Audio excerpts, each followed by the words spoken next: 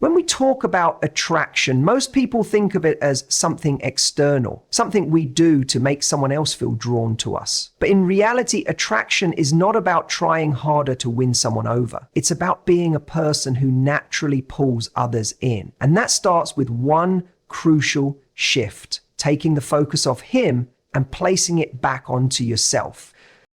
The moment you shift your energy away from trying to get him back, you take back your power. This isn't about ignoring him or playing hard to get. It's about understanding that attraction is strongest when it isn't forced, when it stems from an inner confidence, a self-assured presence that doesn't need validation. The problem most people face when they try to re-attract someone is that their energy is desperate. It's focused on lack. How do I make him miss me? How do I remind him of what we had? But the truth is, when you fixate on someone who has pulled away, you make yourself smaller in the process. You become reactive instead of proactive. And nothing is less attractive than a person whose energy is chasing instead of leading. Think about the people in your life who captivate you the most. They aren't the ones constantly seeking attention. They are the ones who are so engaged in their own life, so deeply connected to their purpose, that you want to be around them. Their energy is magnetic, not because they're trying to impress anyone, but because they exude something rare, self-contentment. Now apply that to your situation. If he has pulled away, if he seems less engaged, if you feel like you've lost the dynamic you once had, the worst thing you can do is center your energy around him. Instead, shift the focus back to you. So what does that actually look like? It looks like reconnecting with the things that made you feel alive before you ever met him. It looks like investing in your personal growth, your fitness, your passions. It looks like reminding yourself that your life was fulfilling before he was in it. And here's the fascinating part. The moment you stop making him the center of your emotional world, he starts to feel that shift. He starts to notice that the version of you who once seemed so available, so eager, is now moving differently.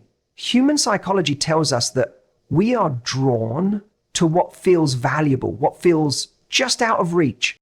And this is not about manipulation. It's about understanding a fundamental truth of attraction. When something is too readily available, it's taken for granted. And when something is scarce, when it holds its own, when it isn't dependent on someone else for its sense of worth, it becomes infinitely more desirable.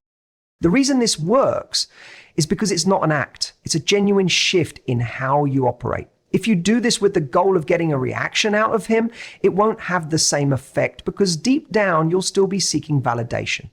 The key is to genuinely pour into yourself. Not to make him jealous, not to make him regret losing you, but because you deserve it. There's a powerful concept in psychology called the scarcity principle. It's the idea that we assign greater value to things that are rare or difficult to obtain. Think about an exclusive event, a limited edition product, a person who seems effortlessly confident and independent. They don't beg for attention. Their presence alone commands it. Now ask yourself, which version of you holds more value? The one who is waiting, hoping, overanalyzing, or the one who is living fully, moving forward, radiating an energy that makes people want to be around you? Because here's the paradox. The more you try to prove your worth to someone, the less they feel it. The moment you stop proving and start simply being is the moment they feel the shift. If you really want to re-attract someone, the first and most important step is to become the best, most fulfilled version of yourself without them. This doesn't mean you don't care. It means you care more about yourself than about convincing someone to choose you. And ironically, that's what makes people want to choose you. So if you're sitting there wondering, how do I make him regret pulling away? How do I make him feel what I'm feeling? The answer isn't in a text message. It isn't in waiting for his attention. It's in shifting your focus inward. Because when you do that, when you truly embody confidence, fulfillment, and self-worth, you won't need to chase anyone. They will feel the difference. And that's when they start coming to you. You can't force someone to see your value, but you can make it impossible for them to ignore it. One of the most powerful shifts you can make when trying to re-attract someone without chasing them is learning to communicate in a way that triggers intrigue rather than pressure. Most people make the mistake of thinking that attraction is about constant validation, about proving their worth, reminding the other person what they're missing, or making it clear how much they care. But true attraction isn't built through words alone. It's built through emotional experience. It's about how you make someone feel when they interact with you. Now, here's where most people go wrong. When they feel someone pulling away, their instinct is to close the gap. They try to remind the other person of what they had. They over-explain, they over-text. They try to recreate the closeness that once existed. But in doing so, they actually create more distance. Because when you try to force an emotional connection before someone is ready to feel it again, it doesn't draw them in, it repels them. Think about the last time someone tried too hard to win you over. Maybe it was a friend who kept reaching out even when you weren't in the mood to talk. Maybe it was a date who seemed overly invested before you had even made up your mind about them. How did that make you feel? Probably a little pressured, a little resistant, maybe even a little annoyed. That's because human nature resists anything that feels forced. So if you want to re-attract someone, you have to resist that urge. You have to stop trying to recreate what once was and instead focus on creating a new emotional experience, one that naturally draws them in without making them feel obligated to respond. The key to doing this? Learning the art of subtlety. Instead of forcing connection, you plant seeds of curiosity. You make them feel something, not by pushing, but by being just intriguing enough to make them want to reach out.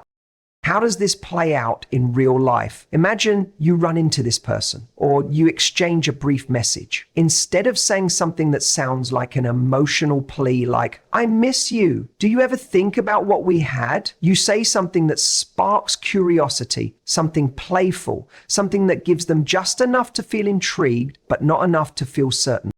For example, let's say you're texting. Instead of sending a long emotional message, you say something like, "You'll never believe what just reminded me of you." And then you pause. You wait for them to ask, "What was it?" Now, instead of chasing, you've flipped the dynamic. They're leaning in. They're engaging with you. And when you finally respond, you keep it light. Maybe it's an inside joke. Maybe it's something funny. But the key is you're not dumping emotions onto them. You're simply creating a moment, a micro interaction that reminds them of the feeling of being around you. Because here's the truth. What people miss about someone isn't just their presence. It's how they made them feel. It's the way they laughed, the way they created excitement, the way they had a certain unpredictability that kept things interesting. And that's what you want to reintroduce, not through effort, but through energy.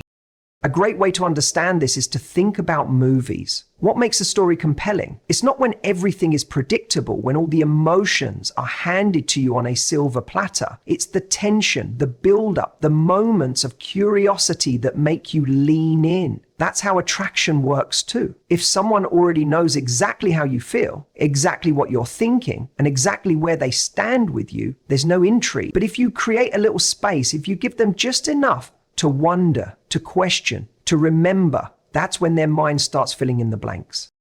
Now, let's be clear, this isn't about playing games. It's about understanding human psychology. People value what they have to invest in. When they feel like they're earning your attention, when they feel like they're getting glimpses of something exciting, but not all at once, they naturally become more engaged. That's just how our brains are wired.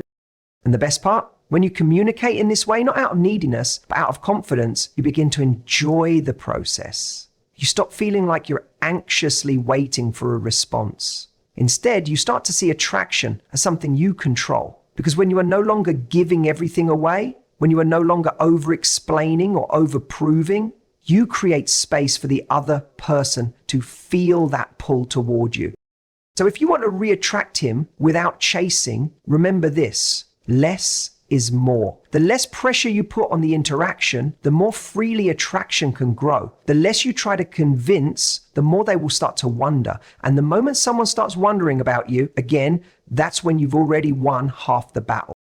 Attraction isn't about proving your worth, it's about knowing your worth so deeply that you become someone worth pursuing. And when you master that, when you start leading with confidence instead of desperation, people will feel the difference and they will come to you. One of the most misunderstood aspects of attraction is the idea that you have to do something to make someone want you again. People think they have to send the perfect text, wear the perfect outfit, or create the perfect scenario to spark desire. But real attraction, the kind that lasts, doesn't come from external actions alone. It comes from energy, from how you carry yourself, from the subtle shifts in your presence that make someone look at you differently without even realizing why. And here's the paradox. The more you try to re-attract someone by proving yourself to them, the more they take you for granted. The moment someone senses that you're seeking their approval or waiting on their response, they unconsciously categorize you as someone who is chasing them rather than someone they should be pursuing. This is where most people get stuck. They think that if they just put in more effort, if they just show their value, the other person will wake up and realize what they lost. But that's not how attraction works. Attraction isn't created through effort. It's created through space. It's created through the moments when someone realizes they are missing you. Not because you told them to, but because you became someone worth missing. This is why the key to re-attracting someone without chasing is to shift your focus away from them entirely. Instead of trying to pull them back into your orbit, you make your orbit so strong, so vibrant, and so compelling that they start gravitating toward you. Think about it like this. People are drawn to energy, not just physical energy, but emotional energy, the kind that comes from passion, confidence, and a deep sense of self-worth. When you are fixated on someone who isn't giving you what you deserve, you are leaking that energy. You are investing it into thoughts, worries, and anxieties about how to get their attention, rather than into the things that actually make you magnetic. But the moment you shift, the moment you redirect that energy into yourself, everything changes. Now let's break this down practically. What does it mean to redirect your energy? It means pouring your attention into areas of your life that make you glow. Your passions, your personal growth, your friendships, your health, your purpose. It means becoming so engaged in your own world that you stop feeling the need to check if they are watching. Because here's what happens when you do this. You stop operating from a place of lack and start operating from a place of abundance. You go from being someone who is waiting on someone else's validation to being someone who is already fulfilled. And people feel that. They sense when you are radiating confidence rather than seeking reassurance. And this is where the real magic happens. When someone sees that you are thriving without them, it forces them to reconsider their perception of you. Because the version of you they had in their mind, the one who is seeking their attention, is no longer the version of you that exists. Now they are confronted with something unexpected, intrigue. Why? Because humans are naturally wired to desire what feels just out of reach. The moment you become less available, less focused on them, and more focused on your life, you create scarcity. And scarcity is powerful. It makes people reassess what they once took for granted.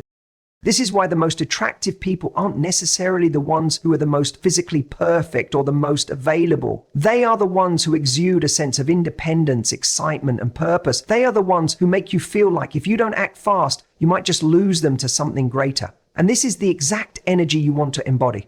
Not through pretense, not through manipulation, but through genuine self-investment.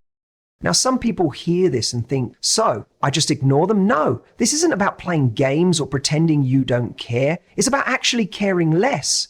It's about realizing that your worth isn't dependent on whether or not they see it. And ironically, when you start living that truth, that's when they start to see it more than ever.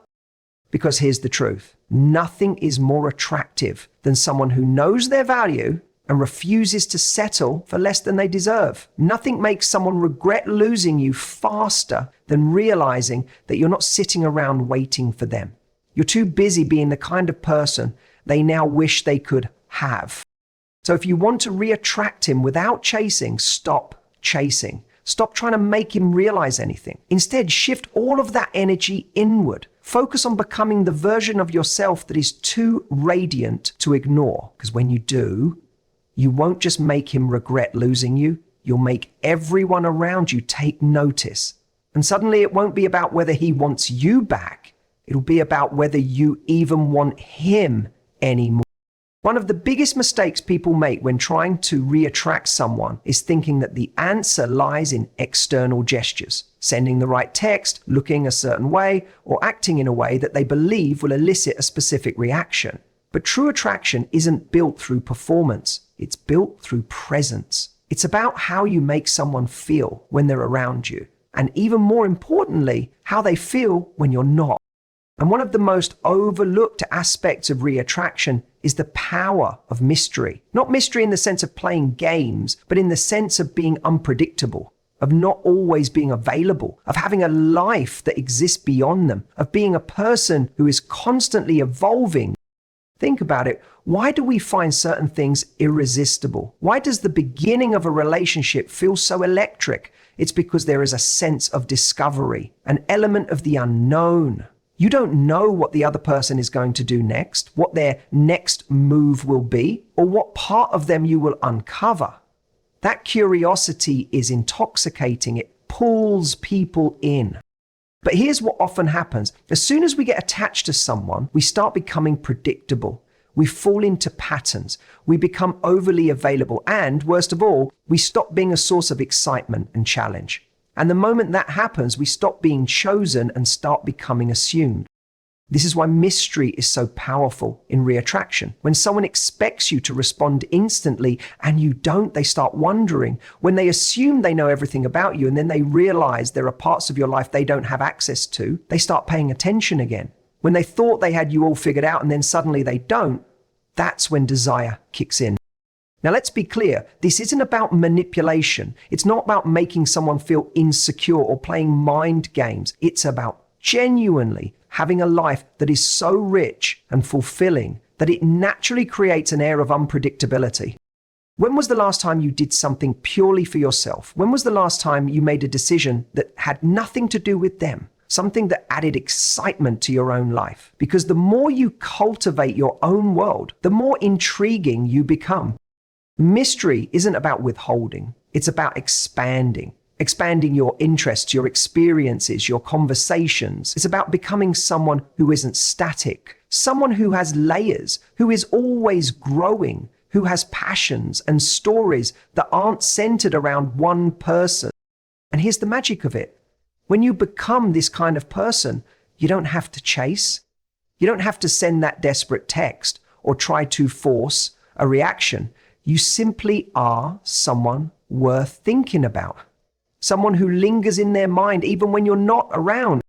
Imagine this. You stop responding immediately, not because you're trying to play hard to get, but because you're actually busy, engaged in your own life. You stop posting things meant to get their attention, and instead you start doing things that excite you. You become less available, not as a strategy, but as a byproduct of the fact that you are now prioritizing your joy, your experiences, your growth.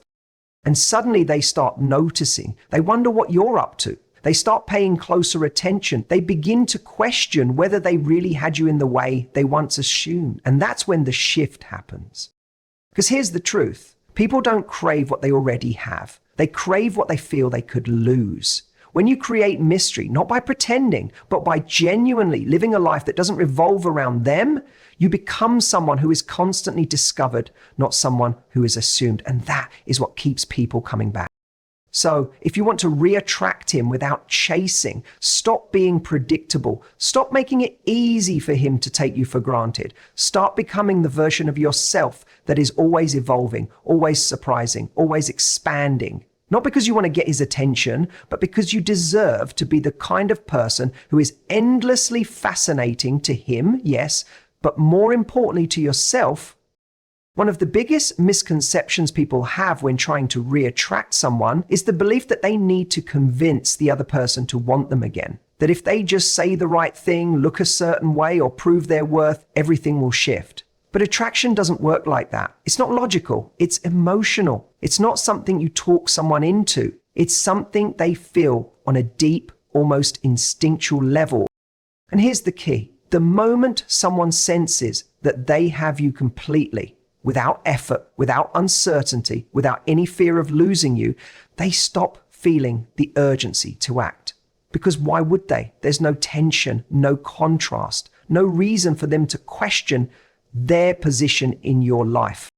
This is why one of the most powerful things you can do to re-attract him without chasing is to create emotional contrast, to subtly shift the dynamic so that he no longer feels the comfort of certainty, but instead begins to sense the possibility of loss, not because you're playing games, but because you are genuinely reclaiming your own sense of value. Let's break this down. Think about what makes people nostalgic. What makes them crave something they once had? It's never the availability of that thing. It's the absence. It's the realization that something they took for granted is no longer guaranteed. And when that realization hits, it triggers one of the most powerful psychological forces in human nature: loss aversion. People will fight harder to avoid losing something valuable than they ever will to gain something new. This is why when you pull your energy back, not with resentment, not with drama, but with quiet self-respect, it creates a shift. It forces the other person to confront the possibility that what they once assumed would always be there might not be. Now, this is where most people go wrong. They think pulling back means ignoring texts, waiting a certain number of hours before responding, or trying to make someone jealous. But those tactics only work in the short term, and they often backfire because they come from insecurity, not power. True emotional contrast isn't about manipulation. It's about making an internal shift that naturally changes how you show up. It's about no longer making them the center of your world. It's about engaging in your own life so deeply that your absence is felt without you having to force it. Because here's the truth. The people who are the hardest to forget are the ones who leave gaps in our lives when they're gone. The ones who had presence, who brought something unique to the table, who made us feel something real. And if you want to re-attract him, your goal isn't to remind him of your worth. It's to make him feel the contrast between having you fully engaged in his life and what it's like without that energy.